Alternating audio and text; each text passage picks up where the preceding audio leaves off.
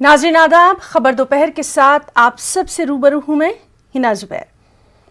नाज़रीन, आज बेहद हसास मौजू को हम उठा रहे हैं। कोरोना एक बार फिर सर उठा रहा है। चाहे महाराष्ट्र की बात करें, केरल की बात करें या फिर कुछ और रियासतों की, नए बढ़ते मामला से तशवीश पाई जा रही है। चलिए शुरुआत करेंगे।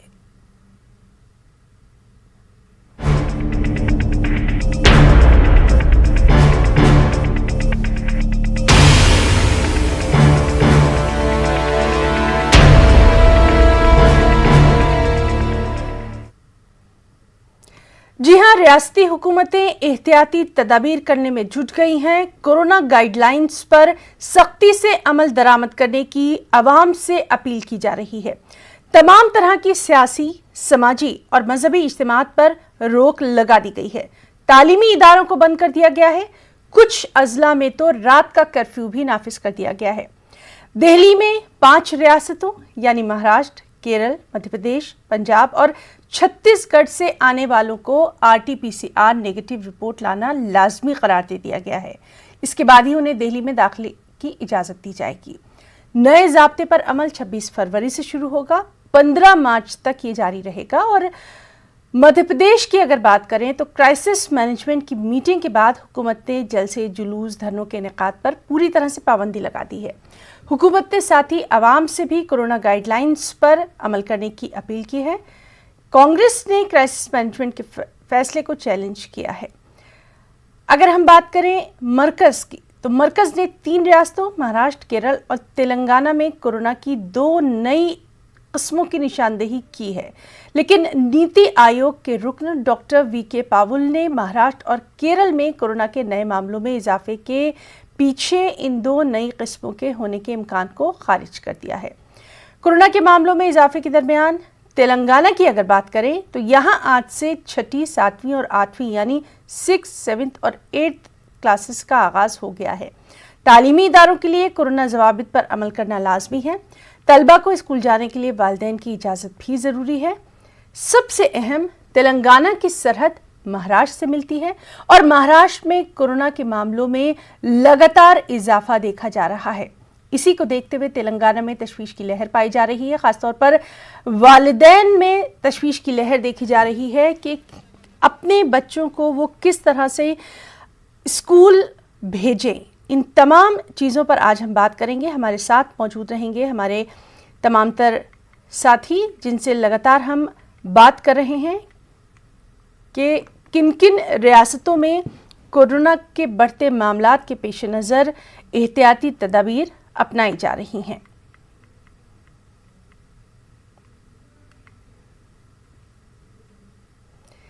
तो चलिए सबसे पहले हम रुख करेंगे तेलंगाना के हैदराबाद का। हैदराबाद से हमारे साथ मौजूद हैं हमारे साथी संजय तिवारी। संजय, सुबह जब हम बात कर रहे थे तो आपने एक बहुत अच्छी बात ये कही थी कि महाराष्ट्र की जो बॉर्डर है वो तेलंगाना से मिलता है और वहाँ पर कोरोना के बढ़ते मामलात तशवीश की वजह बन रहे हैं। लेकिन अचानक जो ये फैसला किया जाता है कि बच्चों की क्लासेस शुरू की जाएंगी, आज सुबह पेरेंट्स में, वालिदैन में क्या कुछ देखने को मिला तशवीश? है ना, दरअसल ये अचानक कल सरकार ने ऐलान किया। एक्चुअली 2 दिन पहले ही जो शिक्षा मंत्री हैं तेलंगाना की सविता इंद्रा रेड्डी, उन्होंने कहा था कि अब समय बहुत कम बचा है, इसलिए अब स्कूल खोलने की कोई ज़रूरत नहीं है। लेकिन अचानक कल गवर्नमेंट ने एक ऑर्डर पास किया और उसमें कहा कि कल से यानी आज से स्कूल जो है वो खोले जाएंगे 6 से 8 के लिए। अब ये बड़े हैरानी की बात है, बहुत सारे लोग हैरान हैं इस बात को लेके। पेरेंट्स टीचर्स एसोसिएशन के लोग जो हैं वो काफ़ी हैरान हैं कि अचानक ये फैसला क्यों हुआ। और ये 24 तारीख से बहुत सारे स्कूल प्रिपेयर भी नहीं थे इसके लिए। जी जी। मैं इस समय यहाँ पर सोमाजीगुड़ा में मौजूद हूँ, जो जिक्रा हाई स्कूल है उसके अंदर, और यहाँ पर जो स्कूल के जो नुमाइंदे हैं वो हमारे साथ मौजूद हैं। आमिर साहब, सर ये अचानक फैसला हुआ है, क्या आप तैयार थे इसके लिए? क्या स्कूल तैयार है और क्या आज से क्लास ओपन हुई है? नाज़रीन अस्सलाम वालेकुम। यकीनन ये बहुत अच्छा फ़ैसला है हुकूमत का। हम लोग बहुत ही डेस्परेटली इस फ़ैसले का इंतज़ार कर रहे थे, क्योंकि उसकी बुनियाद ये है कि नुकसान बहुत ज़्यादा हो रहा था बच्चों का और ऑलमोस्ट उनका साल ख़त्म पर था और प्रिपेयर्डनेस की जो बात है, अल्हम्दुलिल्लाह प्रिपरेशंस तो 9-10 की हो गई थी, 9-10 स्टार्ट हो गया है फुल स्विंग में, लेकिन एक ऑल ऑफ ए सडन आज हम स्टार्ट नहीं कर सके, तो सैनिटाइजिंग होना था, तो आज सैनिटाइजिंग वगैरह हो जाएगी, सफाई वगैरह हो जाएगी, तो कल से इंशाल्लाह हम स्टार्ट कर लेंगे 6 to 8 भी। पेरेंट्स की बात यहाँ पर पूछी गई मुझसे, तो पेरेंट्स की बात भी मैं बताऊँगा। पेरेंट्स भी शुरू में बहुत रिलेक्टेंट थे, बहुत ज़्यादा उनको खदशात थे, लेकिन अभी मामला वैसा नहीं है। अभी तकरीबन सभी पेरेंट्स ने कंसेंट फॉर्म्स जो है साइन किया है 9th और 10th के, और 6 to 8 के भी हम कंसेंट फॉर्म सिग्नेचर लेंगे उनसे। तो 9 to 10 हमारे पास जो कुछ पेरेंट्स थे उन्होंने अपना जो है खदशा ज़ाहिर किया था, वो सब बच्चे आ रहे हैं। तो इसका मतलब मैं आपको बताऊं कि 100% हमारे पास अटेंडेंस है 9th और 10th की, और वही हम 6 to 8 भी एक्सपेक्ट करेंगे इंशाल्लाह। पहले तो हम कंसेंट फॉर्म भेजकर उनसे कराएंगे सर। एक्सपेक्ट कर रहे हैं कि जो अटेंडेंस है वो काफ़ी रहेगी, लेकिन मैं आपको बताऊं कि अभी स्कूल जो है वो प्रिपेयर नहीं है फुल्ली। सैनिटाइजेशन का काम शुरू हो गया है और वो कल तक ऐसी उम्मीद की जा रही है कि पूरा स्कूल को अच्छे से सैनिटाइज हो जाएगा उन क्लासेस में जहाँ 6 to 8 के बच्चों को आना है। उसके बाद जो है कल से उम्मीद कर रहे हैं। संजय आपके साथ जो मेहमान मौजूद हैं उनसे हम ये भी जानना चाहेंगे, स्टाफ को लेकर भी खासी एहतियात बरतने की जरूरत है। क्या उनका जो स्टाफ है वो भी पूरी तरह से प्रिपेयर है? क्योंकि जब बच्चे आना शुरू होंगे उस वक्त बहुत एहतियात करने की जरूरत है, कई तरह की गाइडलाइंस पर अमल करना होगा। क्या उनका स्टाफ भी इसके लिए पूरी तरह से तैयार है? आमिर साहब ये जानना चाह रहे हैं कि क्या स्टाफ पूरी तरह से प्रिपेयर है इसके लिए? गाइडलाइंस हैं उनको फॉलो किस तरह से किया जाएगा? स्टाफ को क्या किसी तरह की ट्रेनिंग दी गई है? 6 to 8 के लिए क्या यही स्टाफ है या फिर जो स्टाफ नहीं आ रहा था उनको भी आप कॉल करने वाले हैं? उनको कैसे ट्रेन करेंगे? स्टाफ के सिलसिले में यहाँ के डिप्टी डीओ ने जो है प्रिंसिपल और जो मेन लीडर्स हैं हमारे उनको बुलाकर ट्रेन किया है किस तरीके से हम कोविड प्रोटोकॉल फॉलो करना चाहिए, और उसी के आधार पर, उसी की बुनियाद पर हमारा जो कैंपस, इतना ह्यूज कैंपस है, आप देख सकते हैं सोमाजीगढ़ में अप्रॉक्सीमेटली जो है 3000+ स्क्वायर यार्ड कैंपस है, तो we have sufficient space to follow all COVID protocol. सब हम फॉलो कर सकते हैं और उसी प्रोटोकॉल, अब क्लासेस भी चल रहे हैं ऊपर, और वही प्रोटोकॉल के। सर जिनके पास इतना स्पेस नहीं है, जिन स्कूलों के पास, वहाँ तो समस्या खड़ी होगी। समस्या तो बिल्कुल खड़ी होगी और समस्या तो है भी, तो इसीलिए गवर्नमेंट ने कहा कि उनको शिफ्ट्स में रन करें, अल्टरनेट रन करें, तो उसके लिए भी उन्होंने गाइडलाइंस दिए हैं कि शिफ्ट्स हो सकते हैं और किसी को 3 दिन बुलाया जाए, किसी को 2 दिन बुलाया जाए। उसके लिए उन्होंने जो है ना सजेशंस दिए किस तरीके से ये गाइडलाइंस फॉलो शिफ्ट में भी स्कूल चल सकते हैं और उसके हिसाब से जो है वो जो बच्चे हैं उनको बुलाया जाएगा। लेकिन हिना मैं एक इम्पॉर्टेंट बात आपको बोलूँ, जी पेरेंट्स टीचर्स एसोसिएशन के कुछ एक नुमाइंदों से भी हमारी बातचीत हुई जी। उनका ये कहना है कि इसके पीछे कुछ ऐसा इलिसिट मोटिव नज़र आ रहा है। उनका ये कहना है कि MLC के इलेक्शन होने वाले हैं और उसमें जो जितने भी जो टीचर्स हैं वो फिजिकली पहुंचेंगे, पेरेंट्स पहुंचेंगे, यानी ये ग्रेजुएट जो MLC का इलेक्शन होने वाला है वो ग्रेजुएट्स जो है उसमें वोटर्स हैं, तो वो पेरेंट्स से सीधे फिजिकल कांटेक्ट का मौका मिलेगा और कहीं ना कहीं इससे जो है एक तरह का पॉलिटिकल गेन भी हो सकता है, ऐसा उनको आशंका नज़र आ रही है। ऐसा उनका कहना है कि इससे जो है वो इन्फ्लुएंस किया जा सकेगा उनको कि वो किसी एक पर्टिकुलर पॉलिटिकल पार्टी के कैंडिडेट को वोट करें। तो ये एक रीजन है, शायद इस वजह से अचानक फैसला लिया गया है। संजय आप हमारे साथ बने रहिए, हमारे साथ हमारे 2 और साथी भोपाल से मेहताब आलम और मुंबई से वसीम अंसारी भी मौजूद हैं। चलिए उनका रुख करेंगे। मेहताब, आपसे जानना चाहेंगे, जिस तरह से लगातार देखा जा रहा है कि कोरोना का जो खतरा है एक बार फिर से बढ़ता दिखाई दे रहा है, सबसे अहम बात यह है कि दिल्ली में दाखिले से पहले जिन कुछ रियासतों का नाम लिया गया है वहां से उनको नेगेटिव रिपोर्ट लाना जरूरी है, उसमें आप जो रियासत है मध्य प्रदेश, उसका नाम भी शामिल है। जो है जब कोरोना की वबाई बीमारी कुछ कम हुई तो लोगों ने लापरवाही बरती, और लापरवाही बरतने का खमियाजा ये है कि अब बंदिशों के दरवाजे खोल दिए गए हैं। जब बंदिशों की बात करें तो मध्य प्रदेश की सरहद जो लगी हुई है महाराष्ट्र, यहाँ पर हुकूमत ने कह दिया है कि महाराष्ट्र और दूसरी रियासतों से जो लोग आएंगे उनको थर्मल स्क्रीनिंग करवानी पड़ेगी। वहीं पर दिल्ली ने यह कह दिया है कि मध्य प्रदेश से जो लोग उधर की तरफ जाएंगे उनको नेगेटिव रिपोर्ट लेकर आएंगे तभी उनका दाखिला होगा। वहीं पर अगर पूरे मध्य प्रदेश की बात करें, 24 घंटे की बात करें तो 24 घंटे में कोरोना के जो मामले सामने आए हैं तो 248 मामले आए हैं। इसमें सबसे ज़्यादा 102 नए मामले कोरोना के इंदौर में आए हैं। अब अगर पूरे उसकी मध्य प्रदेश की बात करें तो अब तक जो है जो मरीजों का इलाज हुआ है उनमें 2,53,000 जो है मरीज जो है शिफायाब हो चुके हैं। 2,59,000 जो है मरीज जो है इनकी अगर हम बात करते हैं तो अब तक कोरोना पॉजिटिव हुए थे। 2,151 कोरोना के मरीजों का इलाज जारी है। भोपाल की बात करें तो क्राइसिस मैनेजमेंट कमेटी की मीटिंग के बाद भोपाल में जो है धरना जुलूस पे पाबंदी आज कर दी गई है। वहीं पे अगर हम खरगोन की उसकी बात करें, निमाड़ की बात करें तो बुरहानपुर, खंडवा, खरगोन वहां पर अवामी जलसों पर जो है पाबंदी लगा दी गई है। ग्वालियर की बात करें या इंदौर की बात करें, यहाँ पे क्राइसिस मैनेजमेंट कमेटी के बाद जो है सख्त कदम उठाया गया है। वहीं पर अगर हम अपोजिशन की बात करें कांग्रेस की, तो कांग्रेस ने इस पर अपने सख्त रद्द-ए-अमल का इजहार किया कि क्राइसिस मैनेजमेंट कमेटी कौन होती है इस तरह का फैसला लेने वाली। उनका यह कहना है कि क्राइसिस मैनेजमेंट कमेटी अपनी रिकमेंडेशन दे सकती है। क्राइसिस मैनेजमेंट कमेटी मास्क लगाने, सोशल डिस्टेंस के बरकरार रखने की बात कर सकती है, लेकिन कांग्रेस जो है क्योंकि आवाम के मसाइल को लेकर सड़क पर उतर रही है, 3 मार्च को कांग्रेस ने अपने एहतजाज का ऐलान किया है। हुकूमत जो है उससे बचने के लिए क्राइसिस मैनेजमेंट कमेटी को एक दिफा के तौर पर जो है इस्तेमाल कर रही है। मध्य प्रदेश की बात अब हम रुख करेंगे मुंबई का। महाराष्ट्र सबसे ज्यादा अगर तशवीशनाक सूरत हाल देखने में आ रही है वसीम, तो महाराष्ट्र में देखने में आ रही है। आपसे जानना चाहेंगे क्या कुछ नई गाइडलाइंस का ऐलान किया गया है? कौन कौन से ऐसे अजला हैं जहां पर लॉकडाउन का जो खतरा है वो मंडराता दिखाई दे रहा है?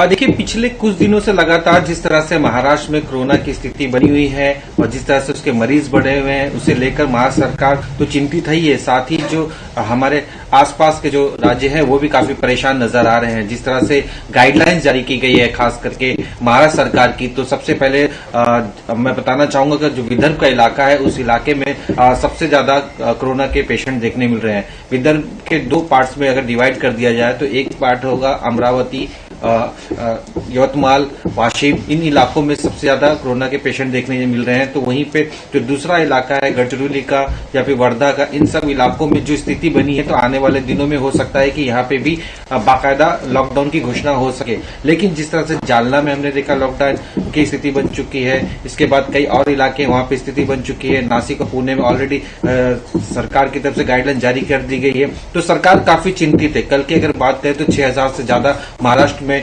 कोरोना के पेशेंट्स मिले हैं और जिस तरह से मुख्यमंत्री ने 8 दिन का समय दिया है, अधिकारियों से चर्चा की है, मुंबई के जो कमिश्नर है उनसे चर्चा की, उनके अधिकारियों से चर्चा की कि मुंबई में किस तरह से सारी चीजें करना चाहिए। और खास मंत्रालय के लिए भी एक गाइडलाइंस जारी की गई है। इसके अंदर जिस तरह से जो कर्मचारी आते हैं उनकी जो संख्या है वो कम करने की बात चल रही है।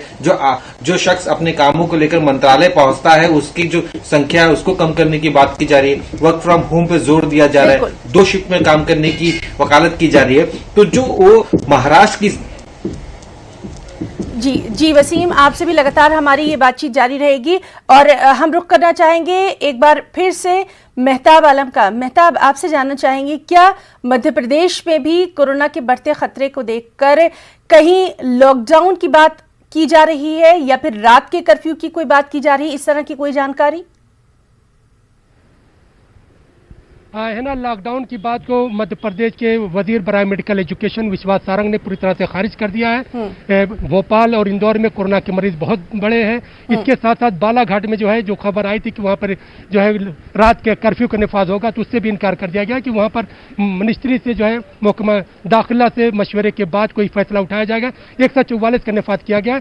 लेकिन जो है अगर मैं पूरे निमाड़ के रीजन की बात करूं तो वहां पर खंडवा, खरगोन, ये जो इलाके हैं, बुरहानपुर जो इलाके हैं, वहां पर अवामी तकरीबात पर पाबंदी लगा दी गई है। भोपाल जो राजधानी है यहाँ पर जो है जलसे जुलूस धरने पर पाबंदी लगा दी गई है। क्राइसिस मैनेजमेंट कमेटी के बाद ग्वालियर में, इंदौर में और दूसरे शहरों में जहाँ पर अवामी तकरीब के मामला है, शादी ब्याह के मामले हैं, वहाँ पर जो है तादाद को 50% कर दिया गया। इस तरह से हम देखें तो जो है खुद कोरोना के बढ़ते खतरात को देखते हुए हुकूमत जो है ने अलर्ट जारी कर दिया है और अवाम को कह दिया है कि इसके साथ साथ आपको भी अवामी बेदारी का सबूत अलर्ट जारी कर दिया गया है। लोगों से लगातार ये अपील की जा रही है कि कोरोना का जो खतरा है वो बढ़ रहा है, एहतियात लाजमी है। चलिए एक बार फिर से हम रुख करेंगे हैदराबाद का अपने नुमाइंदे संजय तिवारी का।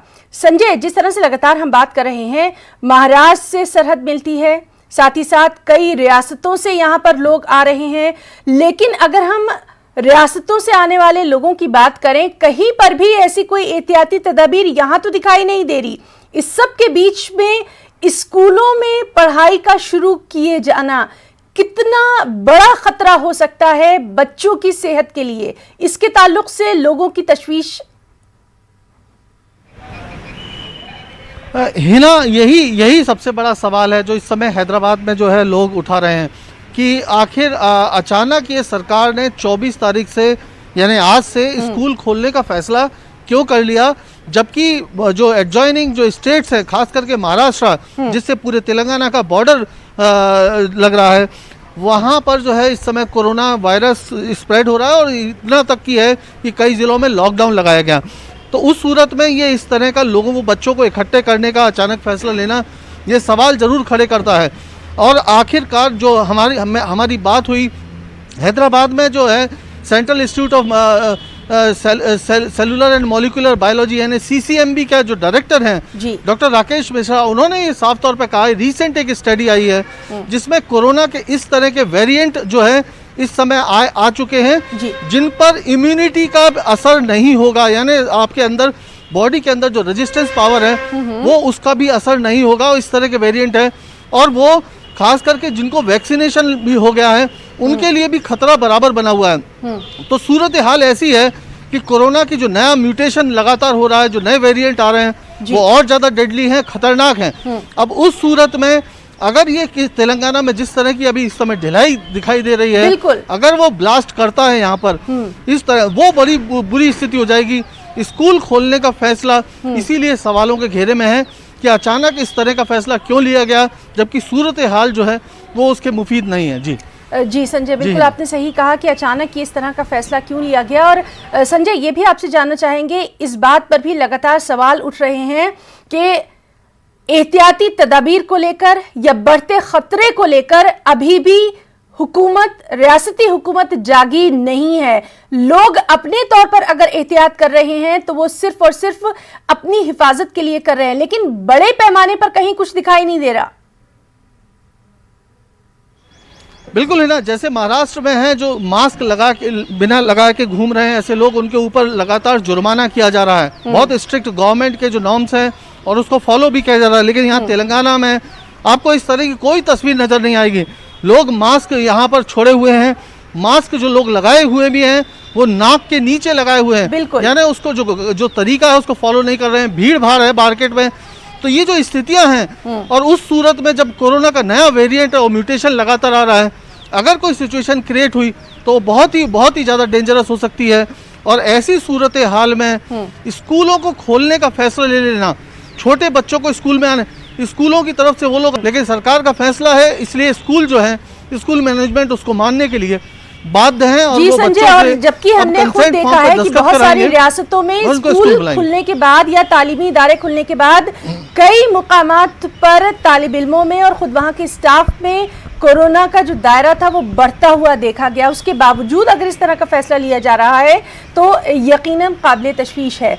वसीम, आपका रुख करना चाहेंगे, ये भी बात आ रही है कि जो लोकल ट्रेन मुंबई में चलाई गई हैं, कहीं ना कहीं वहां पर एहतियात बिल्कुल नहीं हुई और इसी वजह से महाराष्ट्र में कोरोना का ये खतरा बढ़ता चला जा रहा है।